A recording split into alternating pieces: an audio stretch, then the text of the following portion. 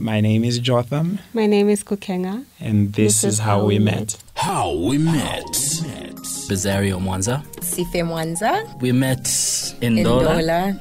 Yeah, at the studio. We came over to record some songs and that's how we met. How we met. Hi, this is John Mumba. Mwale Mumba. Well, we met at church 2013. It's an interesting story.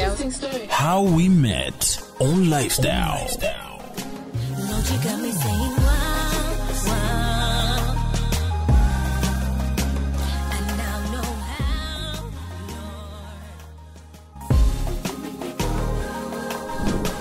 Introduce myself Yes. to you. My name Is Okay. it my name shoes? My name okay. My name is Jotham Mwale. Yeah. What else? I don't know what else people want to know about. If I give my identity statement, I'll scare them. Yeah, It's just my name. let's keep it for now. Okay. Yeah. Mm-hmm. My name is Kukeña Mwale. She had a pose. Formerly Kanema, now Mrs. Mwale.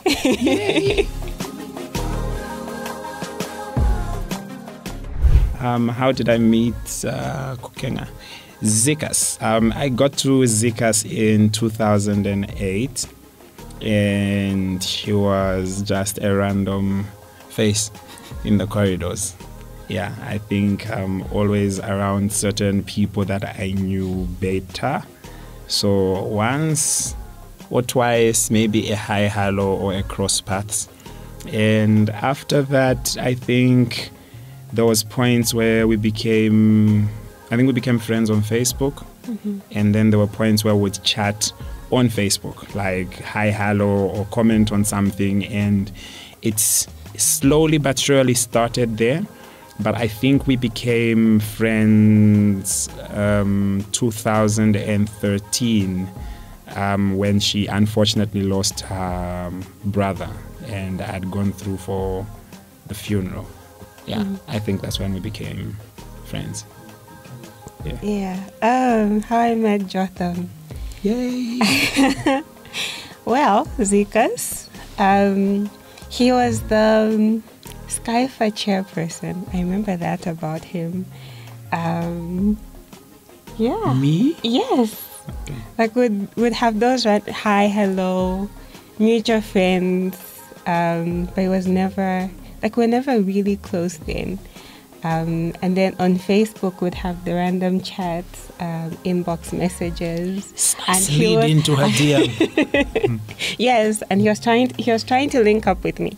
I remember a number of times we actually agreed to link up, but something came up. You did too. Like things would just usually pop up and we couldn't link up. And eventually 2013. You know, I never thought of it. Can't you play hard to get us, right? Yeah. Don't want to link I me. wasn't playing like it life. Just yeah. Okay. But yeah, I think it was over was it 2 years we're trying to work? Yeah, probably 2 years that we tried to link, it didn't work. Yeah. Mm-hmm. Yeah, so he was actually asking me wait, weren't we supposed to link up? And I remember that there was actually a post on Facebook where he had mentioned something about that, yeah, anyway. And then 2013 when I lost my brother, does that link up again? And then we discovered that our moms knew each other. It was like, oh, wait. Yep. Yeah. Yeah, that's how we met.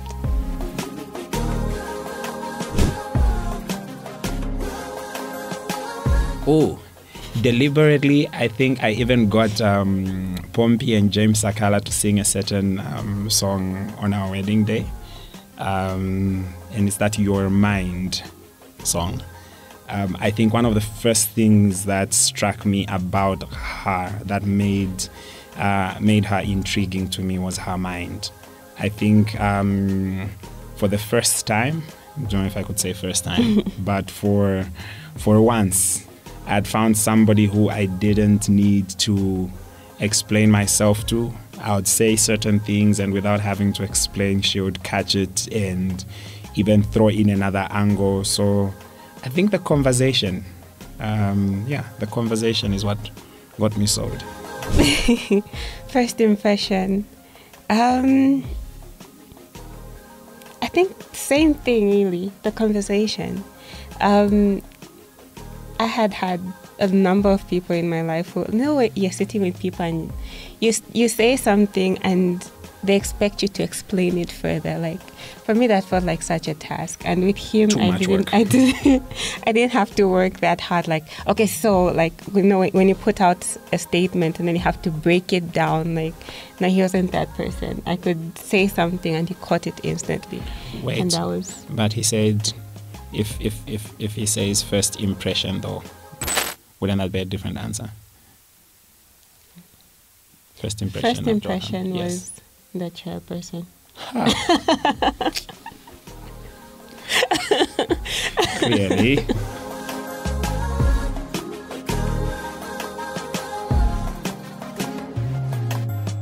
think for the longest time our relatives thought we were dating even when we were just friends. Yes. Yeah. Maybe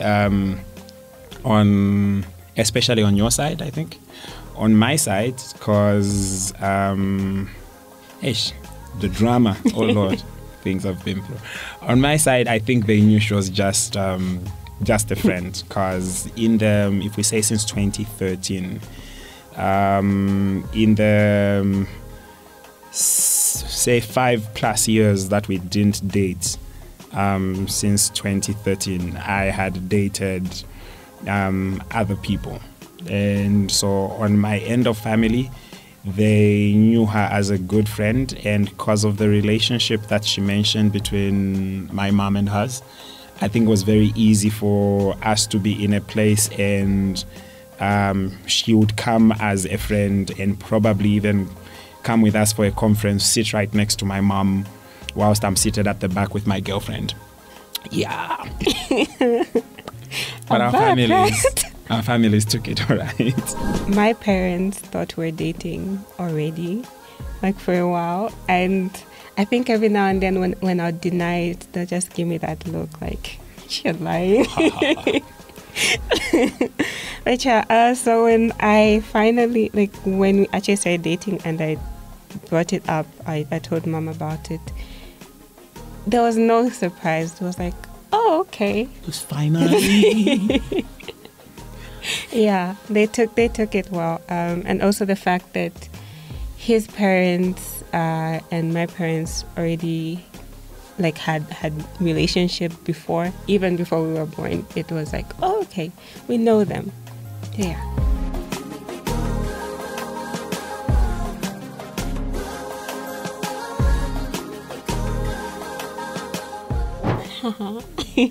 That's for you, baby. What strikes me when I look at Jotham? My smile. Tell them. Yes, actually, the smile, like just the smile. No problems. He has a wide smile, and like there's something about every now and then there's something about he looks at me, he smiles at me, and he gives me such reassurance. It's yeah.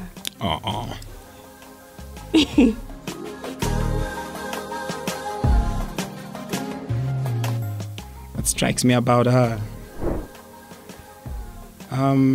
Sure.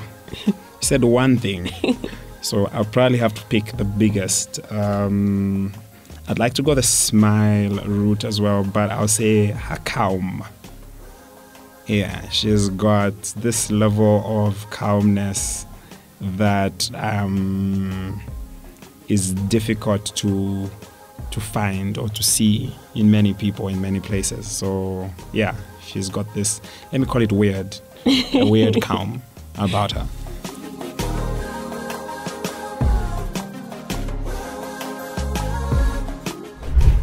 I'd already done the traditional aspect of things where I took, like we say here, we took the Mwales and stuff. So that left the proposal as an almost obvious thing, and left a lot of expectation around it, to the extent that at some point she did tell me that she was bummed out that I hadn't proposed to her first before going to the family. Yes. And I had to explain to her why I went the route of going to family first, and how it was respect to the parents and just fulfilling all protocols as far goes tradition and stuff like that. So when I finally decided to say, okay, now's the time, I'd actually bought the rings, I think, like a month before, and she had no clue, because there was a promotion at, I think I called Eternal Jewelry. So I got the rings in advance. There was this whole promo thing they were doing. And then the day itself, the build up to it was me telling her of a couple friend of ours that had a situation of sort, where was it that she just had an operation or she lost a pregnancy or something? Yeah. Which was true. I was not lying about that. In that the guy wanted to make it up to her and kind of like do a dinner of some sort and blah, blah, blah. And then whilst we're still trying to prepare and get ready for that day that the dinner would come, I came back to her and says, looks like the dinner has been cancelled. We don't know what's going to be next. Then very late the day that was going to happen, we decided on say, okay, let's just go and watch a movie with the guys and stuff. So we went, watch a movie. What movie was it? Jumanji. Part 2, yeah? Yes. We went to watch a movie, Jumanji. Jumanji is a romantic movie, by the way. Don't be fooled. We went, watched Jumanji, and at some point, my friend's wife leaves under the guise of going to deal with a young person or a sister or a friend that was semi-suicidal and had a whole lot happening. She needed to go and attend to her. And she left. But when she left, the truth is she left to go and organize the proposal. And we had already talked to the lady, the manager, Auntie Judy at Kukeña, one of my many mothers. And after we came out of the movie, we went downstairs. In the period that we were downstairs waiting for my friend's wife, the setup was done at the foyer by Kukeña. And as we were approaching, almost getting back to the escalators, I had to run ahead of her. I've forgotten what excuse I used. There was no excuse. Like I just bolted. And by the time they came upstairs, voila, I was there kneeling, asking a human being to marry me. FYI, I've only ever knelt for Jesus. Yeah.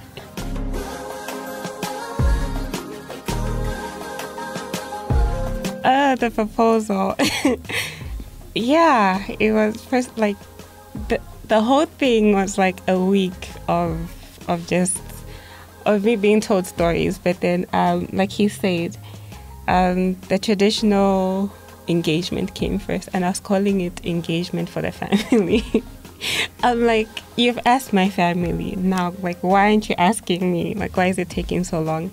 But then when you talked about it, I did understand the fact that we had to get the blessings from the parents, and I love that he did that. I feel it's an honorable thing that he did. So like he said, I was told that there would be a dinner party of some sort, and I'm like, okay, cool. Middle of the week, somebody told me that they had been stood up. One of our friends said her sister had stood her up. She needed to get her nails done. Her appointment was already locked in, so she needed someone to go. So I'm like, okay, cool, no problem. I'm available. I went to have her nails done. Which I paid for. Yes, he paid for. It was a whole charade. The day that we were supposed to have this dinner party, it was after church. It was a Sunday. Yes, it was a Sunday. He took me to his house and he left me there and he was gone. He was like, I'll be back shortly. He was gone for a while. It was less than 2 hours. But shortly. In my mind, it's like, okay, minutes. Oh, okay. Yes. It was like soon. Jesus said it's coming soon. We've been waiting 2,000 years. Yeah. So after less than 2 hours, he came back and I was even there like, what? Like, why? Like, what's going on? I remember I was a bit upset. Oh. So then he said, let's go for a movie with these guys. I'm like, okay, cool. We went for the movie. I noticed somebody stood up and she had to attend to something. I'm like, oh, okay, cool. At first, I'm like, okay, I guess something's going on. But then I noticed he was a bit nervous during the movie. Like, I'm just you. No. Yes. No. Yes. Yes. Like I could kind of tell there was something, but I couldn't figure out what it was. So in my mind, I was thinking, when we get home, I'm going to ask him what was going on. Yeah. After the movie, we went downstairs. We're coming back up, and this guy just spoke. Like, he got a phone call, and after this phone call, he's like, I have to go. I'm like, but where are you going? And that was also weird because he'd usually explain to me, like, okay, this and this. So I look at him like, okay, that was weird. He went and I was left with our other friend. We got upstairs and somebody tells me, someone is waiting for you. I'm like, okay. And the lights were off. It's the Kaniko. I'm like, is there no power? We switched off the What's going on? And then I noticed little candles on the floor, and I walk the other way and I find somebody kneeling. Yeah. It was the sweetest thing.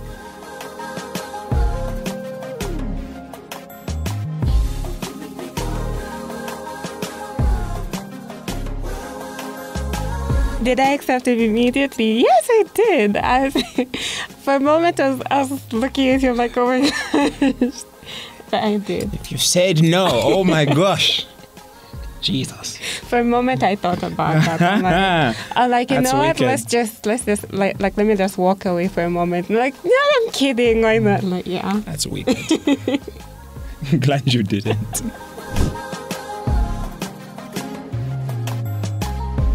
The wedding, the dress. Oh. So first of all, I'm not that person who went into different bridal stores and tried on a whole lot of dresses, which is a strange thing. I had thought of doing it. I'm like, it would be so nice to have that moment where I try on a dress and see how it looks and have all my girls there like, oh, you know. But it didn't happen. Even when I would walk into a store, I didn't really. I didn't get to try on a dress. And then we got a recommendation from church about someone who makes bridal dresses, and I'm like, okay, let me talk to her. So I had an idea of the dress that I wanted, and I showed her this. We sat down and we had a discussion about it. We changed a few things so that it could be me. Yeah. So eventually, when the dress was done and I tried it on for the first time, I had a moment. I'm like, this is so pretty and it's so me, and I got emotional for a moment. I did. I wanted to cry, and yeah, it was beautiful. I loved how she just made it for me. So was it easy for me to find the dress? It was easy for me in that respect, because it was made just for me. It was the princess kind of feel. It was, yeah. So on the day, I felt like a princess. it. I loved the dress. The day was beautiful. I walked in. He had no idea what my dress would look like. Because apparently there's this myth that humans are not supposed to know what the dress looks like. Meantime, they can know what our suits look like. Who does that? Well, yeah. One of these days, I'm sure there's a groom that will shock somebody. Just walk in some type of way. I was like, hey.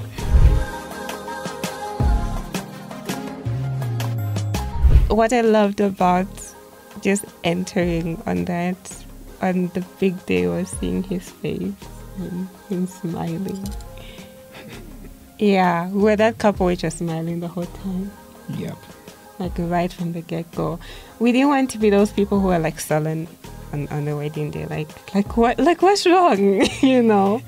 Yeah, we were the happy. Number of people that were betting that Jotham would cry. Yeah.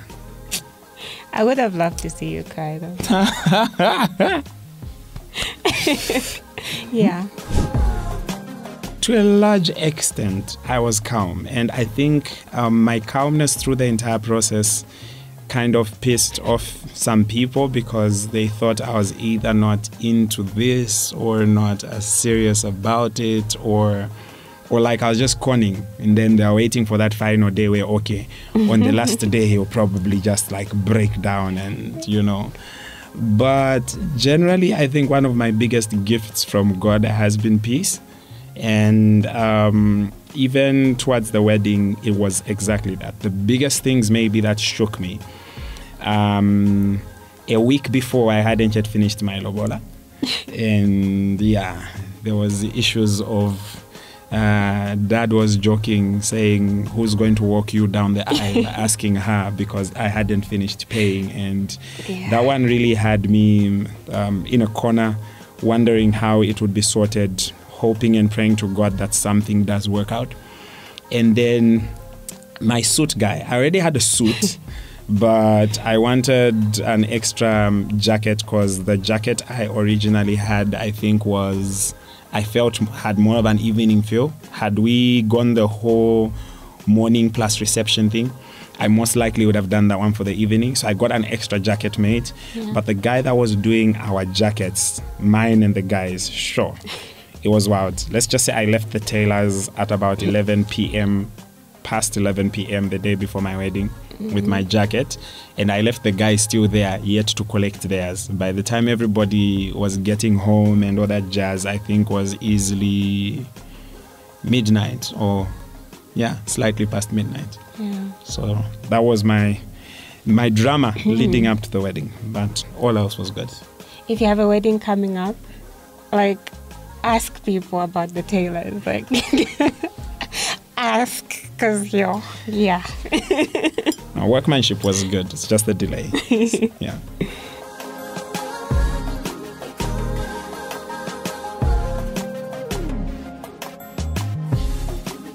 I'm not sure it's something that can easily be explained. Was a beautiful moment. Was a happy moment. It's one of those like, this is really happening type of thing. The people around us, even the pastor who initially started the service, she seemed so excited. Like at some point she herself was gonna cry or something. And there was just this aura of excitement and joy around us that I think that also contributed to the entire feeling of seeing her come in. So we walk, I see her walking in with both her parents from the door, and it's like, wow, I think I turned to my best man, Leo, and was like, yeah, type of thing. And when I did eventually have to walk up towards her, it was with a big smile that I went to receive my bride to be. The smile that I love. Yeah.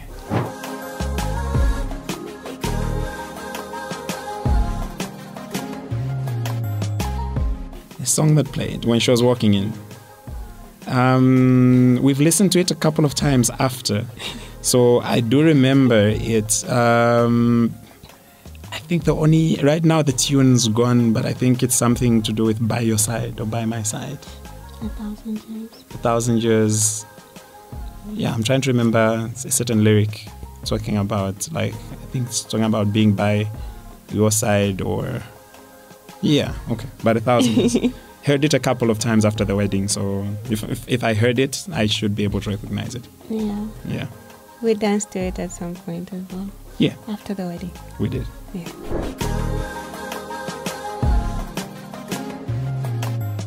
What has kept our love life alive?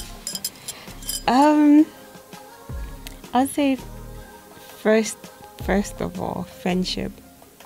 There's something about being in love with your friend. I think it makes it easier for days when you feel like the love is like waning a little bit. Yeah. no, not. Yeah. The friendship is a big thing. But then also it's just it's almost like a natural. It's hard to not be in love with him. I think that's the best way I can put it. Yeah, and there's been a lot of God's grace, because anyone who knows our story knows we've come a long way. I've walked away 1,000 times. Yes, I had a lot of opportunities when I could have walked away. But there was a lot of God's grace and conviction. Yeah. I'm not even sure how to answer that. I tell people I never fell in love with her. I walked into love with her. Because even the time I eventually said, let's date, she can attest there was nothing romantic about it. There was no Jotham organizing something extravagant. I started by giving her one more opportunity to walk away. And I told her, I've hurt you enough already. You know the uncertainty and all that's happened so far. So I know there's this side of you that thinks you are sure about us, but one more time, go and ask this your God, go pray about it and make a decision. I gave her a week, I think, or two.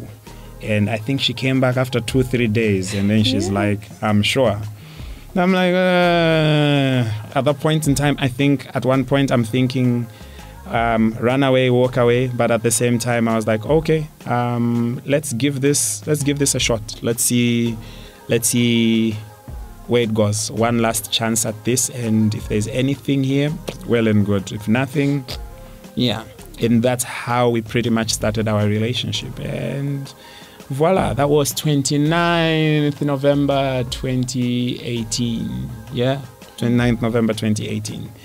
And about a year and a half later, yeah, we said I do. You go first. How do we resolve conflict as a couple?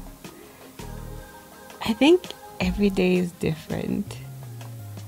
We haven't had a lot of conflict and big blowout or whatever, but we have had, we've had our share of conflict. I think there are times when, because we are two very different personalities, he's the type who, if something happens, let's talk about this now, let's deal with it. I, on the other hand, that's something that I'm going into. I'm more of I'll sit, I'll process this, I'll think about it, I'll decide if I'm hurt about this, then I'll bring it out. And sometimes it could be like, torture. I'm there waiting for you to decide if you're hurt. Torture us. Yeah. But then eventually we talk. I don't think I've ever had we need to talk. No, I don't. Yeah, no. I just, random. We're just having a conversation about something, and then so babe. Yeah, then we talk about it. I think most of our conflict resolution is conversation. It's there's mental, there's analogy going on. We find a way to make the other person see our point of view, our perspective about something. The other thing maybe to add to that is something I asked her, and I think is not just a for her to do thing, but is something I endeavor to do as well. I think when you learn to trust your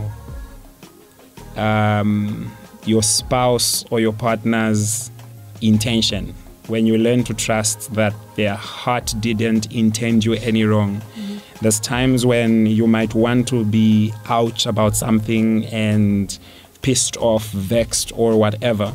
But when you realize that there was probably no malice whatsoever in what they did or in what they said, it helps you be calm about how you approach the entire matter. So even by the time you're getting to talking or not, there might not even be need to talk. That's why I'm saying or not, because you figure it out and you're like, okay, that was nothing. Or when we do get to talking, it's like well and good. We're okay, but mostly it's been talking and a whole lot of trust. Yeah. I think we're still trying to figure out what a day is like. Right now it's a bit spontaneous, because if we told you we did a specific thing every day at a particular time, would be lying. It's not yet structured. So there's nights that would be maybe, for instance, a long prayer. There's nights where it would be like a thank you Jesus blackout. So that's just an example of us not yet having figured out what a day would look like. So we're still figuring it out. I think I love how it's spontaneous at the moment, because we're at a point where we're getting to know each other, we're learning each other. So like he said, sometimes it's the random, okay, let's just start dancing. We just start dancing or exercise. She's trying to kill me with them exercises. Yes. Yeah, and I think the day after our wedding, we had this random moment where in the living room and just knelt down to pray.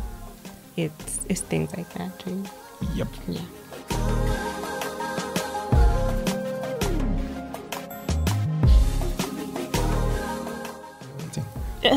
We're waiting for me. Yes, for your advice.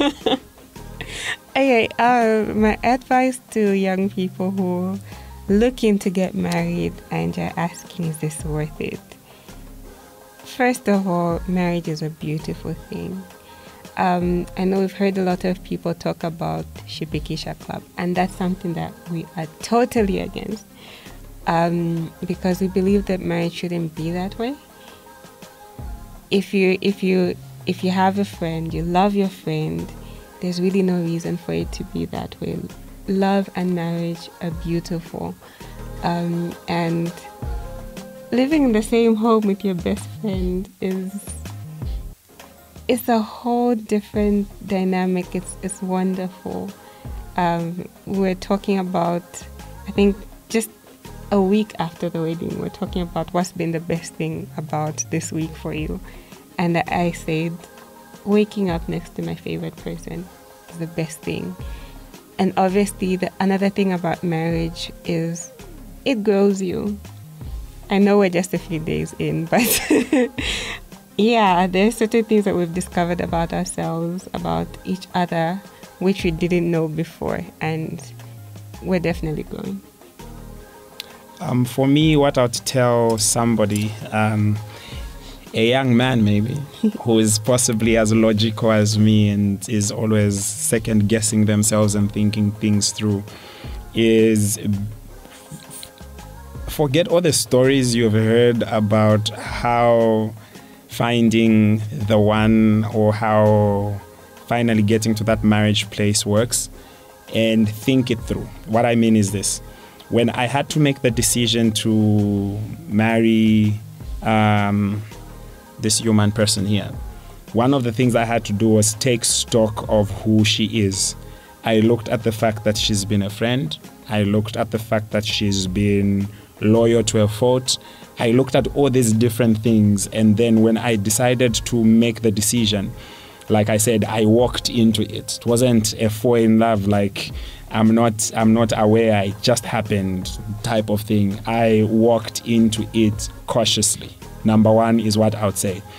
Number two, I would like to say, forget the whole notion of waiting for everything to be in place before you can consider going on the journey.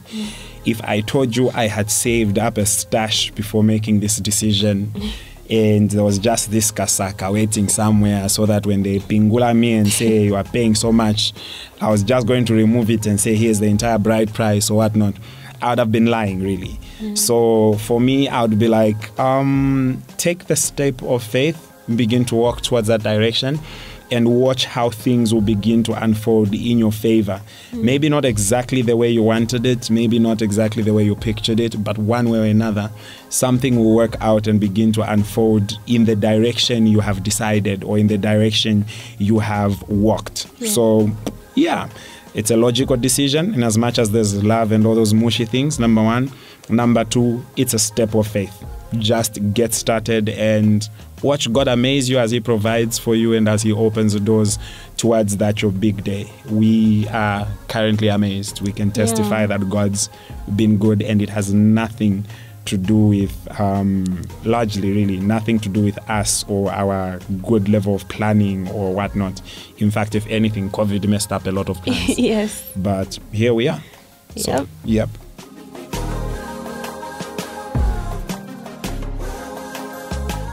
Come on now. Can you be fair in life? Say some final words here. Like there is something. Final words. Wow. Like what is there to say? Hey. Yeah. For today. Final words for today. For this segment. Well. My final words would be, I think I'm ecstatic. I am so happy with this person over here, this human.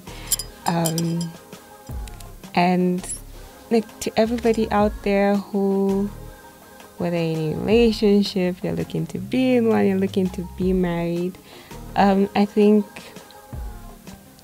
a key thing in relationship, in marriage, is really keeping God at the center.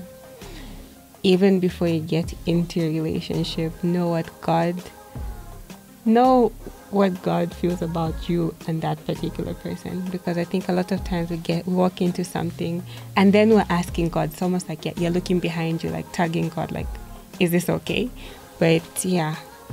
When you find out before, it's less painful, really. For me, I would say God loves you and has a wonderful plan for your life. Sometimes you can't see it. Sometimes through all the heartache, heartbreak, and consequences of pathetic decisions you might have made, you begin to lose hope that things could ever be good, that there's actually genuine love out there. But God's got you, like really. And then as far goes your decision and whoever you choose, I pray you can choose them through the eyes of purpose rather than fantasy, dreams, or whatever influences have surrounded you that that have created this picture of the type of person you must settle down with or that. Like, I pray you can choose through the eyes of purpose and not be biased to all these opinions, but let God guide you even as you choose. I'm sure you will not marry a knife, but a wife if you do that. Yeah, but yeah, that's what I would say to end it up.